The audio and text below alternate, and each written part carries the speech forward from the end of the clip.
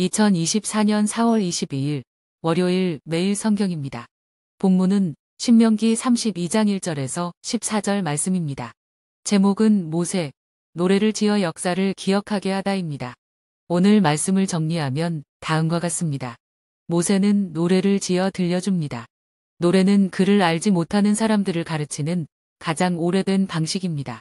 모세의 노래는 미래를 내다보며 이스라엘 백성들의 반역과 회복을 다룹니다. 이스라엘 백성으로 하여금 하나님이 행하신 일을 기억하라고 요청합니다.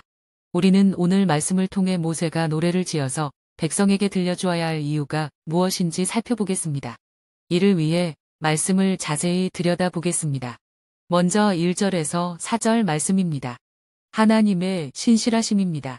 하나님은 이스라엘을 사랑하시고 책임을 다하셨습니다.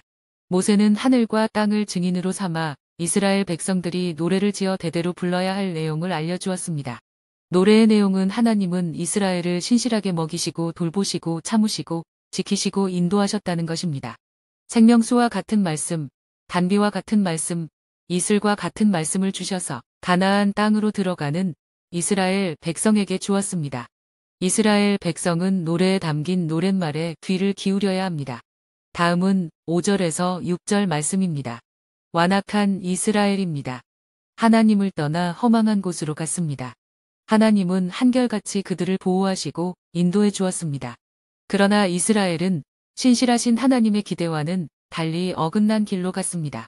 그들은 악하고 비뚤어졌고 어리석고 무지했습니다. 그들은 비뚤어진 자식처럼 불평하고 원망하고 아버지의 뜻을 거슬렀습니다. 하나님은 이스라엘 백성에게 그렇게 오랫동안 놀라운 일을 보여주셨지만 그들은 깨닫지 못했습니다. 가나안 입성을 기다리는 그들은 아직도 하나님의 언약 백성이 되기에 충분하지 않았습니다. 도무지 사랑받을 만한 것이 아무것도 없었지만 그러나 하나님 아버지에게는 천하보다 귀한 자식입니다. 마지막으로 7절에서 14절 말씀입니다. 기억하라입니다. 독수리가 새끼를 업어 날아가듯 이스라엘을 구원하고 인도하셨습니다. 하나님은 이스라엘을 눈동자처럼 지키셨습니다. 여러 위험과 들짐승이 가득한 광야에서 그들을 보호하셨습니다. 하나님은 거친 광야길을 독수리가 새끼를 업어서 오는 것처럼 그들을 안전하게 인도하셨습니다. 이처럼 하나님이 그들을 지키셨기에 거친 광야를 지나 약속의 땅 앞까지 당도할 수 있었습니다.